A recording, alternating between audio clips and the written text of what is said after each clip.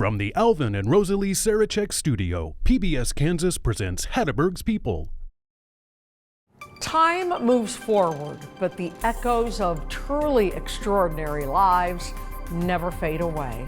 On this edition of Hatteberg's People, we share the story of a Kansan who launched a one-woman crusade to collect donations and pay off the entire national debt. Plus, the famous circus performer who retired in Wichita and her dazzling memories under the big top.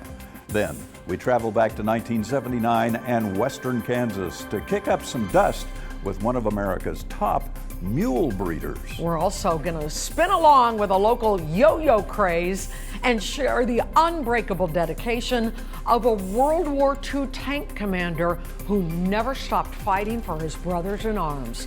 It's living proof that while history books tell us what happened, it is the everyday people who show us what truly matters. I'm Susan Peters. And I'm Larry Hatteberg. Another half hour of Hatteberg's People starts right now.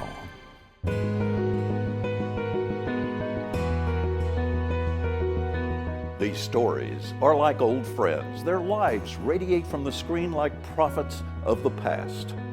They were teachers, but not in a classroom.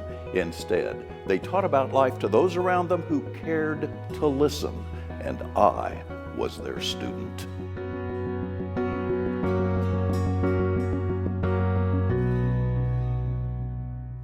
It's a financial time bomb that continues to tick louder every single day. Now, when we talk about the national debt, it's easy to hear those massive numbers and you just can tune them out, but experts will tell you we should all be paying close attention.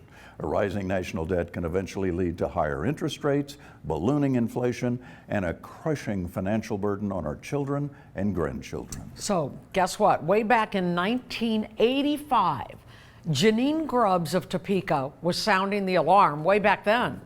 She launched a one-woman crusade to collect donations and pay off the entire debt of the United States government. It's easy for us to become blasé about figures. For example, the national debt, $1.7 trillion. Well, no problem, unless you understand just how much money that is. Let's say you wanted to spend $1.7 trillion. How long would it take to get rid of it? Well, if you spent $1 million a day, it would take you 1,700,000 days to do it. A few months back, Janine Grubb of Topeka was reading about just how big the national debt was. So that's sort of how it got started. It was just sitting there reading and thinking and decided I was going to take action instead of just being passive. Janine has started Dollars for America, which is a one-woman quest to convince Americans to send money to Washington just for the purpose of lowering the debt. Most people are very interested and they want to send in money. They feel like even though we send in a lot of money, it may not be able to take away the complete debt, but they feel it can have an impact. Her goal is noble, but the debt is almost too huge to fathom. Another way to see how much $1.7 trillion is in terms of years. If you spent $1 million a day, it would take 4,500 years to pay off what the government owes. So isn't it kind of like pouring a glass of water in the ocean? If you eliminate every little thing that a person comes up with and say, well, it can't make a difference, then you eliminate the possibility of solving this problem, because it's all the little things put together and all the dollars put together that can make a difference. On the other hand, Janine says she's getting a lot of support from older people who believe that she's doing the right thing. Some of them have said they're sending in $1 a month. Some are saying they're sending in like $25 at a time. If every man, woman, and child in the United States, and that's about 238 million people, sent the government $7,000, that would take care of the national debt. Well, that probably won't happen, but Janine says every little bit helps. So if you'd like to help retire the debt, here's where to send your money. Dollars for America, Bureau of the Public Debt, 313th Street Southwest, Washington, D.C., 20239. 0601. Larry Hatteberg, Cake News. Well, that address is no longer valid, so don't bother sending a check there. Truth is, though, despite her tireless efforts, Janine was not able to stir enough interest to even make a tiny dent in the national debt. In fact, 6 months in, She was facing her own financial crisis because she devoted so much of her time and resources to that project. Janine later moved to San Antonio, Texas, where she lived until she died in 2012 at the age of 82. But what a nice lady, and a novel idea, and a wonderful idea if she could have pulled it off. Of course, if she were alive today and trying to do it, we'd say, there's no way you can pull it off. But 1985 was a little bit different. She tried, though. Yeah, that's the thing. You know, she right. gave it her all, she tried, and that's all you can do. And I'm sure her relatives are very proud of her for doing that. I'm proud of her. But how interesting that she had this idea and you found her. Okay, Well, there's a lady in Kansas who's trying to get rid of the national debt by collecting donations. Somebody sent me a letter. No way. Yeah, You remember that? Sent me a letter. I do remember that. Yeah. Sent me a letter about her and said, hey, there's this lady and you ought to go do a story on her. We did, and there it was. There it is. Now it's in Kansas lore forever. Okay, when the guns stopped firing, a new battle began. The battle to remember and honor those who made the ultimate sacrifice. Yeah, World War II tank commander Kenneth Bradstreet was wounded 3 times in combat. Decades later, he was focused on a different mission, making sure the rest of us never forget. The moment I see those pictures, I can smell it, I can see it, I can hear it. It'll be in my mind forever. A battlefield of memories bridged the gap between the concentration camps, war-torn Europe, and a 19-year-old boy.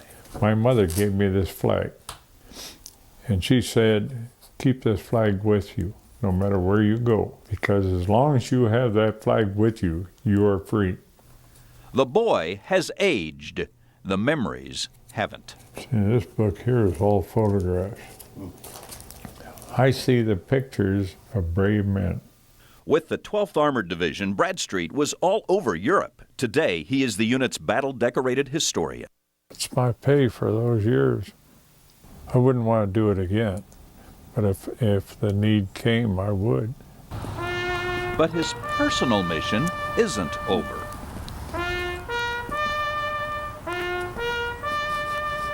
A decade ago, this all-veterans memorial at Sodden's Grove in Emporia didn't exist. It was just an old tank laden with graffiti and profanity. A tank like Bradstreet had commanded. It was a mess.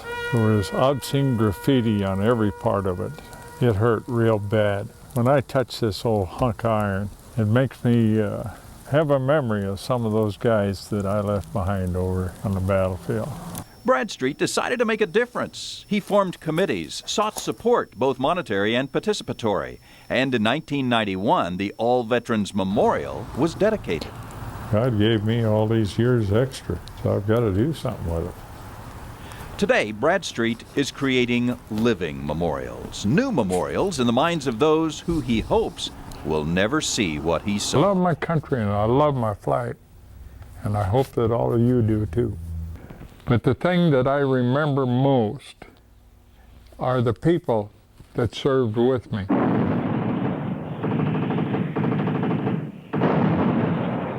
From these battlefields, war took lives, but not the spirit of the men and women who fought. Ken Bradstreet wants to make sure his fellow veterans keep these stories alive. We've got to remember all of those veterans. They gave for our freedom. Well, since that story in 2000, a Vietnam memorial and a battlefield cross have been added to the Emporia Memorial Park. Ken Bradstreet passed away in 2004 at age 79. But look what has happened in Emporia because of Ken. There's a Vietnam memorial, his memorial that he fought so hard for.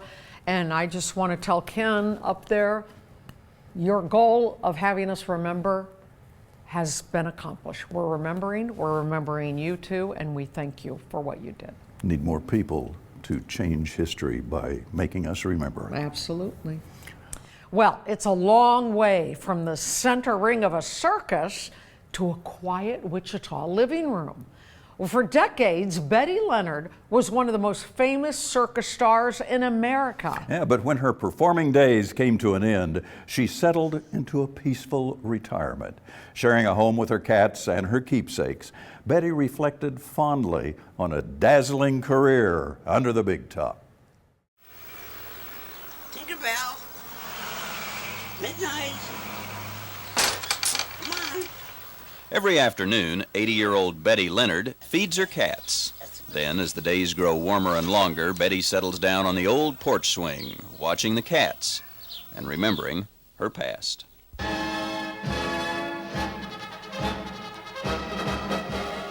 This was Betty's past.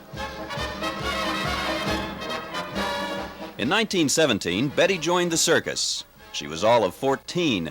And for the next 21 years, Betty hit the big time, traveling with all the major circuses, including Ringling Brothers, Barnum and Bailey.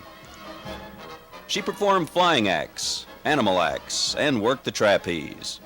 She loved it then, and she loves it now. I always say I wouldn't give $1 million for it. If I had to do it over again, I couldn't do it for $1 million. Betty Leonard's circus days have long passed, but on the walls of her small home are the memories she treasures.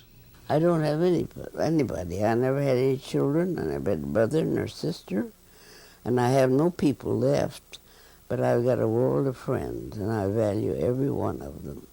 Betty's circus friends are her family. One year, she sent nearly 1,000 Christmas cards and letters to circus acquaintances scattered throughout the world. It was just like a family. You argued and quarreled and had your ups and downs and all that, but yet everything that you shared with them. These are all supposed to be answered now, but you know when they're going to get answered. And you see, he's got the clown stamps on them. If you stop by the Circus Hall of Fame in Orlando, Florida, you might see some more of Betty's memorabilia. But that's yesterday's news. Today, Betty is content, living in Wichita and taking care of her cats. This is Larry Hatteberg. Now, Betty actually had lived in Wichita since she retired from the circus in 1939. She served as president of the Circus Historical Society from 1947 to 1957, longer than anyone else ever has.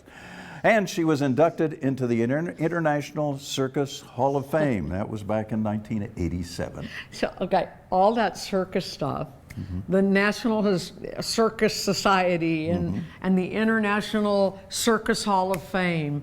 I mean, it takes all kinds, it does. Right? Doesn't it? Does. We would never imagine someone who performed in the circus for that long was living right here in our midst. And what a cool profession. It is. It's a profession that not many of us will make. No, you know, it's not going to happen. That's for sure. But she did, and we're proud of her. Betty Leonard passed away in 1988 at the age of 87.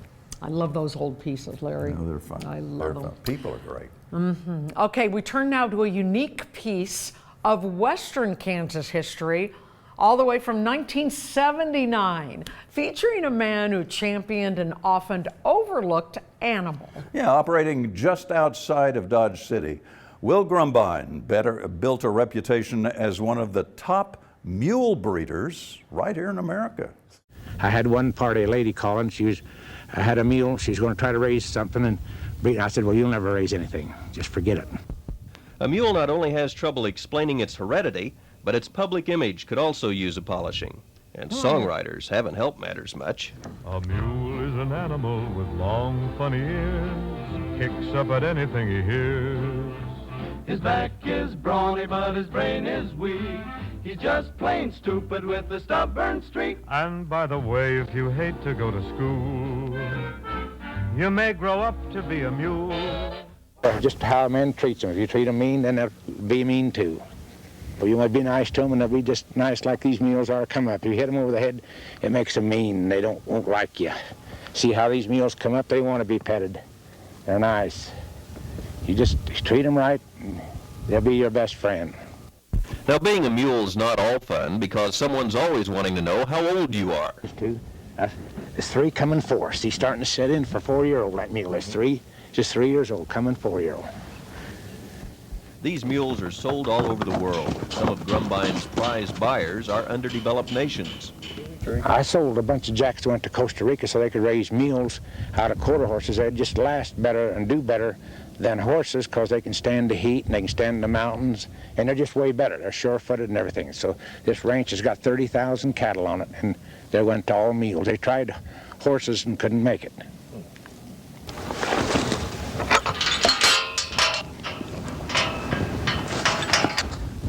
Grumbine has what you might call a mutual admiration society for his animals, and apparently he's not the only one. He sells a large number of his stock to the U.S. Park Service, and he also supplies the mules used in the Grand Canyon. Yes, a mule will last way longer than a horse, and then they're sure-footed, and they won't go crazy or anything. See, like going down the Grand Canyon, they got to watch a horse. He'll get tired, well, he may fall off. These mules are particular what they do, and they'll take care of themselves better. They won't run into a fence if you have a runaway. A horse would just run right through that fence if I'd hit him for it. So the mules won't. They're dependable. They're all real dependable. You're good mules. Now, don't get nothing mixed up with a burro, because that burro, that's where they get their stubbornness in. We don't have burros. Come on, mules. Come on. Come on here, mules. Come on. Come on. Now, mules like that. See, just good disposition, everything. Come on. Willis Grumbine has a blood strain in his stock that has made his mules world famous. And if you still aren't convinced that mules are magnificent, then maybe you're just as stubborn as a, oh, you know. Since 1979, worldwide demand for mules has continued to drop. That's not surprising. No. Not surprising. Even so, Will had several more years of mule ranching left in him. He eventually retired, passed away at 2003 at age 92. It's just something, you know, you're in a conversation with somebody and you say, so what do you do? Well, I raise mules. I have a mule ranch. That's right. In western Kansas. Where do you go from there when somebody says that? He was a great guy, nice man, cool. Understood the mules, loved the mules. Did he understand the mules? He did. Okay. I mean, he could work with them, he could make them do whatever he wanted, but you know, there aren't many people like that anymore. Very different, very different. From ancient Greece to the first big American craze in the 1920s, the yo-yo is a classic toy that always seems to bounce back into style. Yeah, by the late 1990s, the craze returned with a vengeance, thanks to new designs and complex tricks. Right here in Wichita, 2 local champions turned that resurgence into big weekly events for people of all ages. We're going to have like a miniature competition. There you go. Got the old skinny cat here, and you put a tail on it. Yeah. You know that one? Yeah. Okay, round the corner. See, there's about 20 years difference between us, isn't it? See, I'm 81 and I'm about 59, and 59, it's just so you never get too old. There's something about kids and yo-yos. At the Solid Ground Coffee House on East Douglas, every Monday night, Wichita's yo-yo experts from the past and future experts gather to perfect the art. Uh-oh. That's 81-year-old Gene Mock, a champion from the 30s. Oh. And that's 50-something Larry Lawless, Wichita's champion in the early 50s. And then we're going to pull him up here. They're here to help these kids continue the tradition. I've taught a lot of kids how to play yo-yo. You want to throw it out. Some of them let it go down here, but you throw it pretty straight out, see? As parents remember their past, new memories are being made. Age differences melt away as the yo-yo transcends generations. Okay. 1, 2, 3, 4, 5. Catch it, see? And you'll put your name up here and your age. Dean Martin organized this little Monday night group to keep the yo-yo spirit alive in Wichita. We're going to get you guys used to doing the yo-yo competition.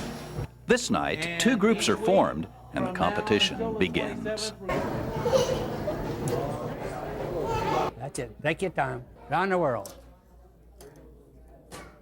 See, if fellow don't, when you're doing these things, don't get excited. Just go out there and be natural. Okay, good. Yeah. Okay, Philip, he's 35. He's a winner. He's a winner. Right? You're the winner. Congratulations. All right. Actually, everyone wins because they get to be around people like Gene Monk. And you turn your hand up and go down with it and then pull up. And Larry Lawless. This is called double or nothing.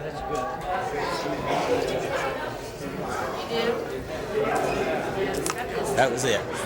But most of all, they honed their skills, not on a video game, not out of their parents' eye.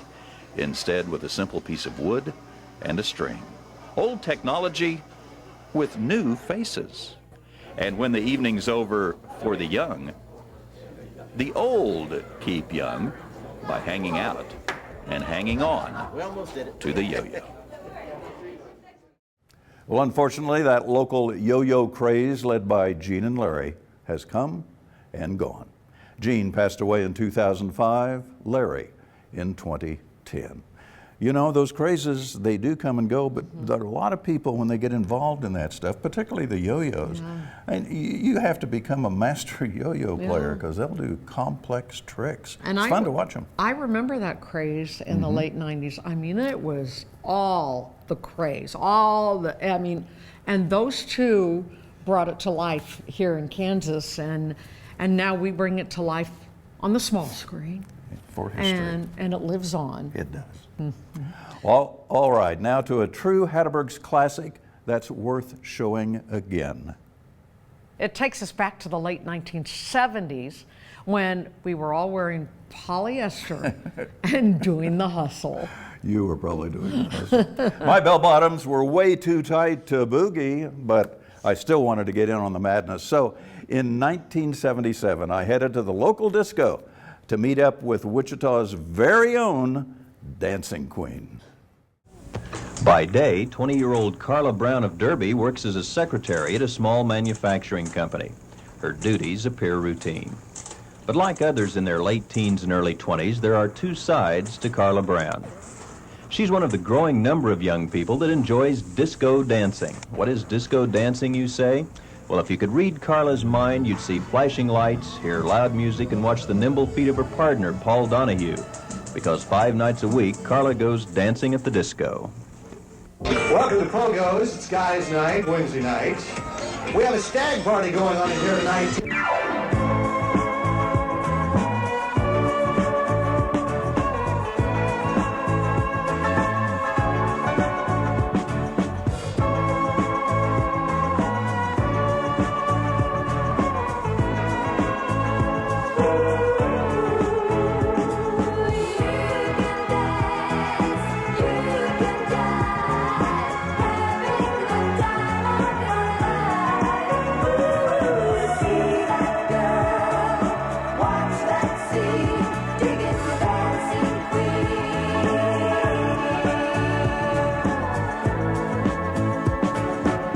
It's just an outlet for everybody that you wanted to scream at all day long and couldn't, and it's just the best way for me to do it. Anyway, it's not strenuous on your body. It's a good exercise.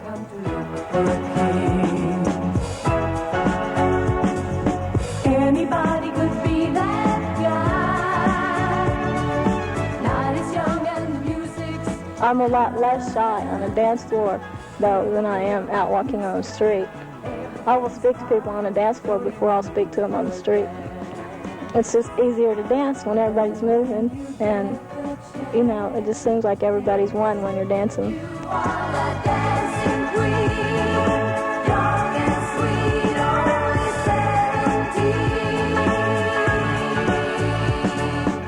Carla Brown, the dancing queen. This is Laurie Hatteberg.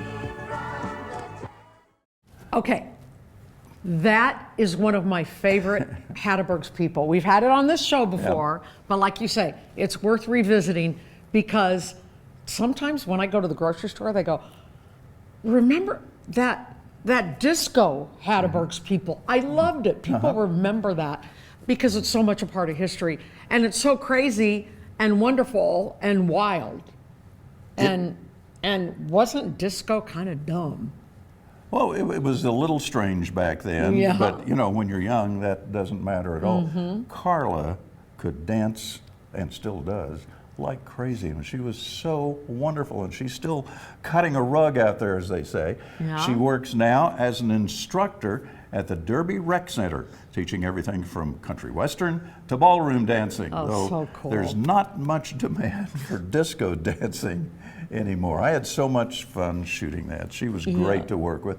Just such a natural at dancing. And she's still dancing. Yeah. And still teaching. Yeah. I don't know. I may want to learn how to disco dance sometime. You contact Carla. Okay. Okay, well, that is all for this week. If you'd like to see Hatteberg's people stay on the air, we have a request of you.